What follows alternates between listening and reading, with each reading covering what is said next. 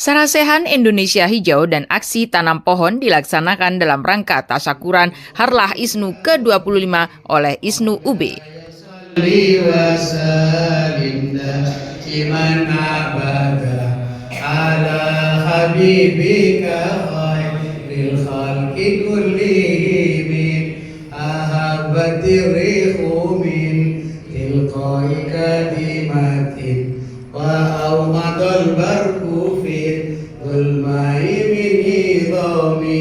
مولاي صل وسلم دائما أبدا على حبيبك خير الخلق كلهم آمين تدبر جيران بلسلام ما زاد دمعا جرى من مقلة بدمي مولاي صل وسلم دائما أبدا على حبيبك خير الخلق كلهم.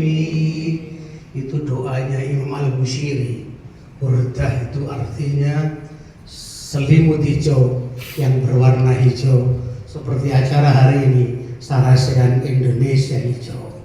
Allahumma shalli ala sayyidina Muhammad wallahu muwaffiq ila aqwamit thoriq.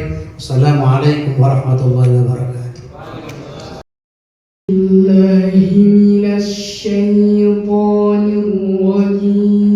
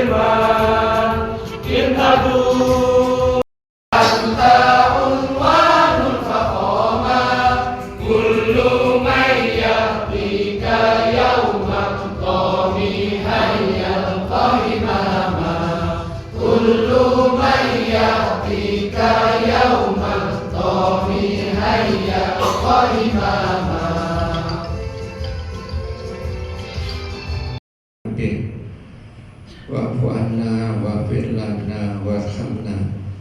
Perputaran pada Prof. Nufil, profilnya Pak Nufil bagi yang belum sempat punya kenal, tapi saya yakin beliau banyak dikenal.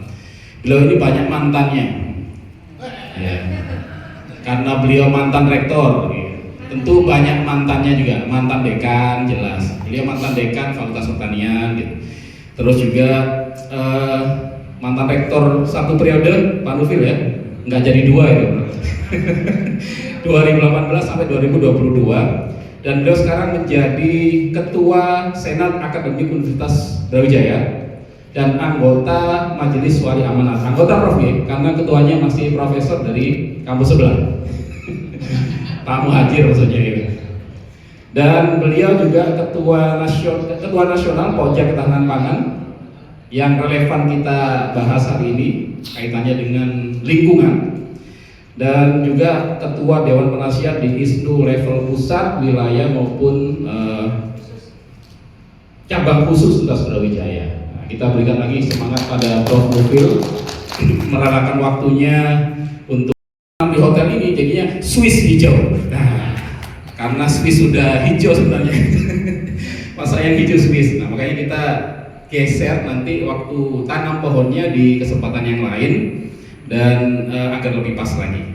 Nah, Prof. Nufil akan membahas tentang ketahanan pangan. Kita tahu bahwa ketika NU menerima, tapi menjadi tidak ramai lagi ketika ormas yang lain yaitu Muhammadiyah ternyata menerima. Gitu.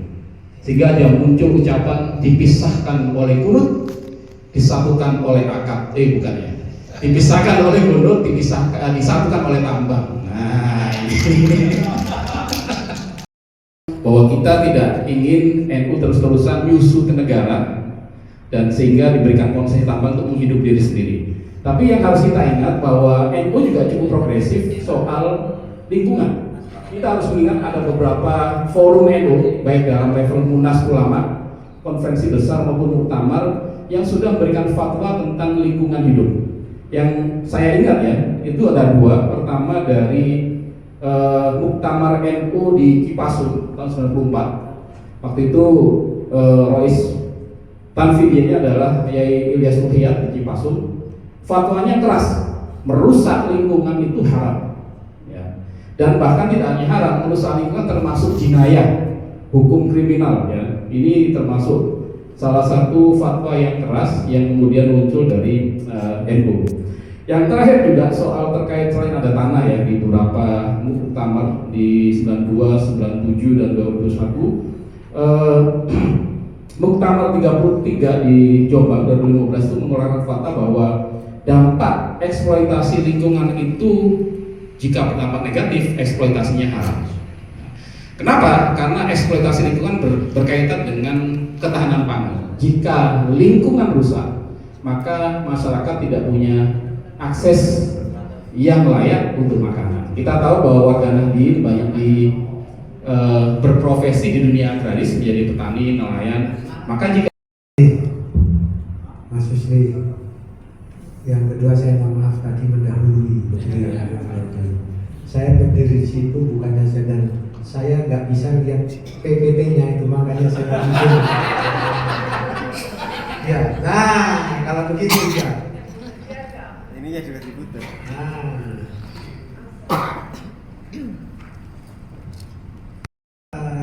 Nah, 3 hari yang lalu saya presentasikan untuk materi apa yang dilakukan riset di Brawijaya, begitu ya.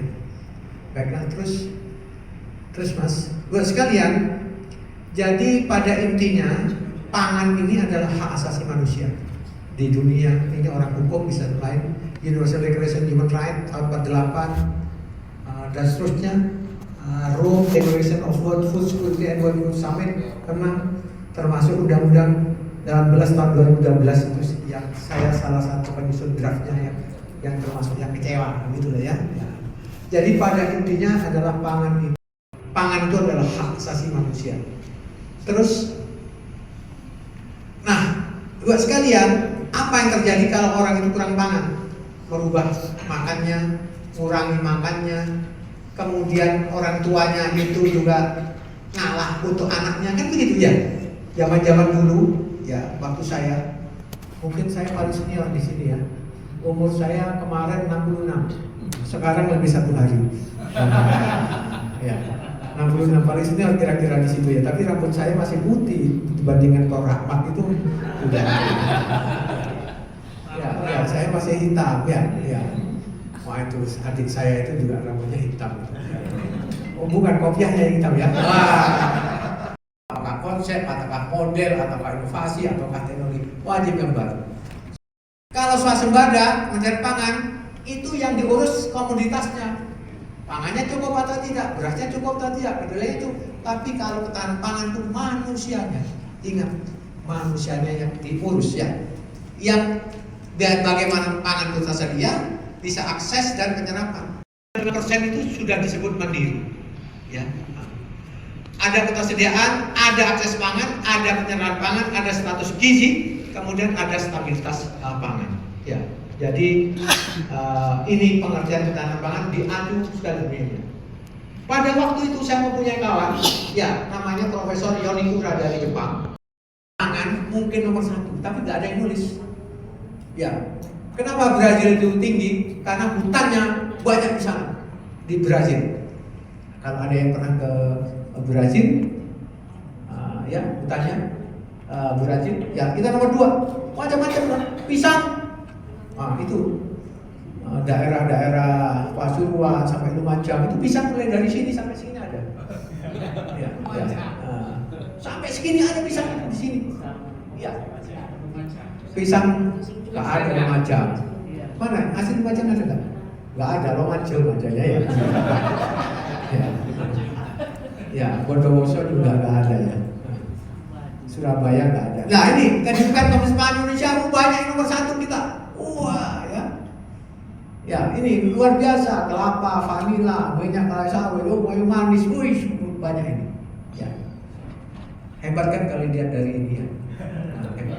Tapi ingat jangan lupa penduduk Indonesia 270 plus minus ya, banyak penduduknya. Terus, nah di pedesaan sampai saat ini 87% itu tergantung pada pertanian. Datanya sekarang. Terus kemudian yang paling banyak nanam padi, ada yang peternakan segala macamnya ya. Terus saja biar cepat. Luasnya 0,5 hektar. Kalau Pak Bayi Haki punya 50 hektar itu sudah luar biasa. Ya, mbah saya itu dulu punya 8 hektar. Guyonannya bisa menghajikan putra-putranya. Rugi punya lahan. Ya Allah, saya waktu jadi dekan.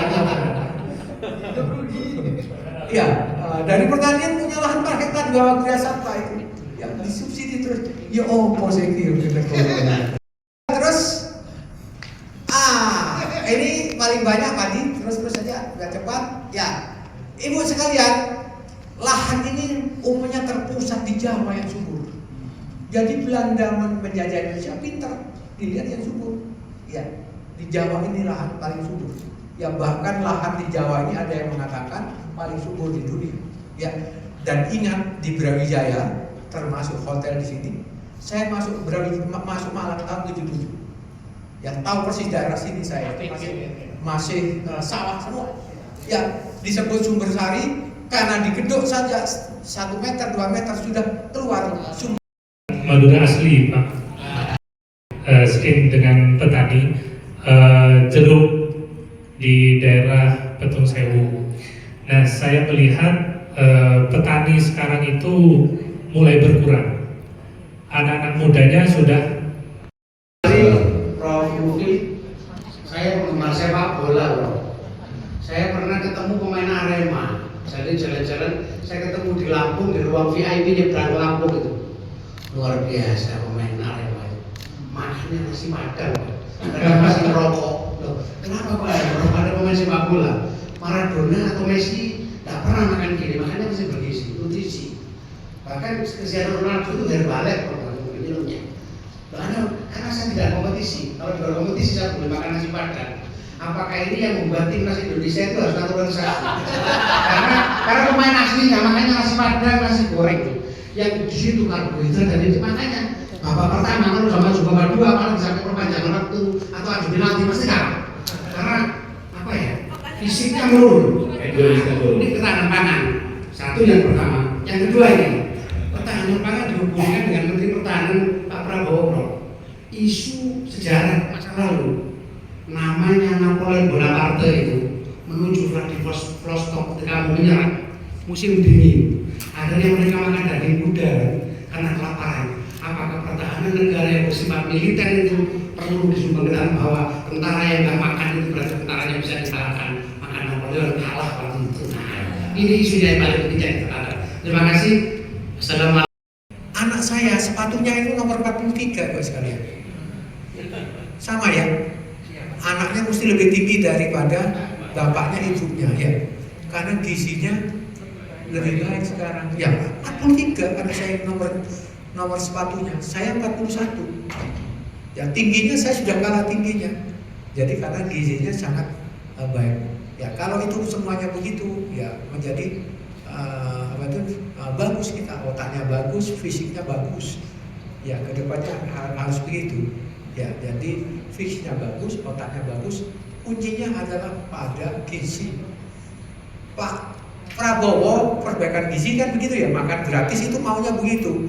Tapi sasarannya orang kaya kok dikasih itu loh. Saya nggak sukanya itu. Ya, ya. Jadi penasehat spiritualnya kurang kira-kira ya. Ya, jadi itu kira-kira jawaban dari saya buat sekalian. Mudah-mudahan dari pangan, ya dari pangan. dari pangan, dari energi dua itu saja. Coba lihat cek semuanya. Makanya Pak Prabowo itu menjadi kunci, ya menjadi kunci ketahanan pangan itu. Stabilitas saya menunjukkan stabilitas politik itu juga ketahanan pangan. Ayo kita berani taruhan. Minyak goreng saja itu pernah nggak ada itu ributnya bukan main di Indonesia. Ya. Jangan itu cabai mahal ribut. Waktu itu saya masih jadi pojok ahli. Ya Pak Wil kan ribut itu cabai masa orang Indonesia makan cabai sehari itu berapa sih? Ya. Sehari masa 1 kilo kan nggak mungkin. Ya nggak mungkin lah. Apalagi seperti saya, aku nggak tahan pedes saya itu. Ya, jadi repot juga. Apalagi nasinya tidak ada. Ya, jadi ini menjadi sangat penting ketahanan pangan. Ya. Makanya saya mendukung program mudah-mudahan tidak apa itu istilahnya sekarang itu apa? Awalnya saja janji-janji, habis itu lupa ya. Ya, janji itu lupa. Kadang-kadang saya lupa kan gitu.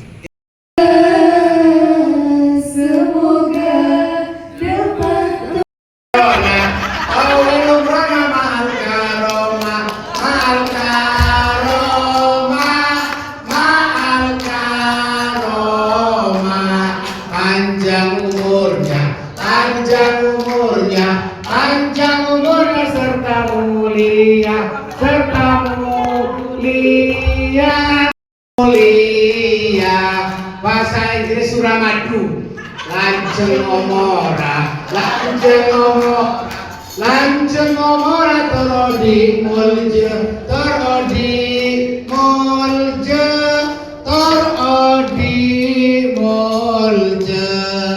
Selamat ulang tahun Romdudin.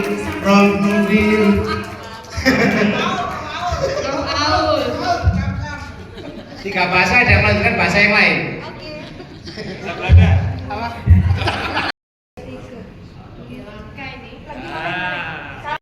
Semoga terus bermanfaat ilmunya dan selalu berguna untuk bangsa dan negara dan tentu saja untuk keilmuan di dunia akademisi ya Bapak Ibu ya. Selamat Profesor Filsafat. Kami tuliskan ini doa basmalah untuk inspirasi rencana cendekia. Promosi 25 Desember, November,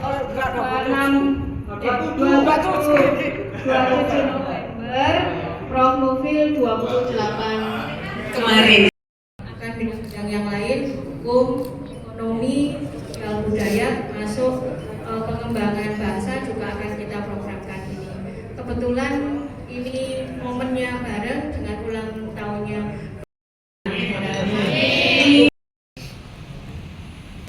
Para kiai, para bunyai, para profesor, mahasiswa, para sahabat yang berbahagia. Jadi ceritanya ini ditembak ya.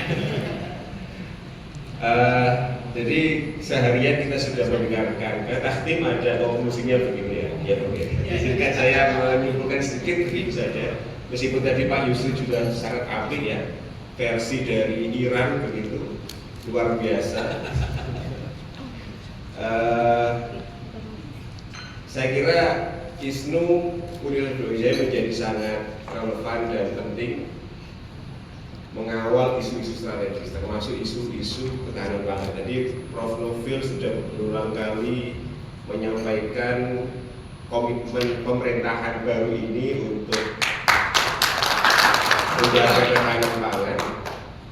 Yang bisa kita lakukan di ISNU adalah menyumbangkan sarjana terbaik kita untuk ikut berkontribusi dalam pembangunan dan penjagaan ketahanan pangan. Oleh karenanya, mari kita tutup dengan barokah surat Al-Fatihah. Semoga apa yang kita cita-citakan, apa yang sudah kita laksanakan diberkahi oleh Allah Subhanahu wa taala dan menjadi amal ibadah kita yang tidak terputus ila akhir zaman. Ya hadirin subhanallah sallallahu alaihi wasallam. Bismillahirrahmanirrahim. Dengan Sarasen Indonesia Hijau. dan ketahanan pangan untuk ISNU, Harlah ISNU ke-25, ISNU UB. Nah, sekarang kita akan wawancara dulu dengan Ketua ISNU untuk acara hari ini, Ibu Nurul Badriah. Ada sesuatu yang ingin disampaikankah kepada masyarakat? Ya, acara ini kita rancang sebagai bentuk sumbangsih kita khususnya di bidang ketahanan pangan yang ada sambungannya dengan lingkungan dan Hari Menanam Pohon Indonesia yang jatuh di tanggal 28 November 2024. Sekaligus ISNU juga sedang berbahagia karena Dewan Penasehatnya juga berulang tahun di tanggal 27 November dan 28 November. Juga hari ulang tahun ISNU yang ke-25 19 November 2024. Lengkap ulang tahun hari ini. Profesor Nufil, tadi sudah melihat bagaimana ISNU girohnya di Kota Malang seperti ini. Ada yang ingin disampaikan nggak untuk mereka? Ya, saya berharap ISNU bisa berpartisipasi sesuai dengan bidang keahliannya. Dalam bidang ketahanan pangan, semuanya bisa berpartisipasi.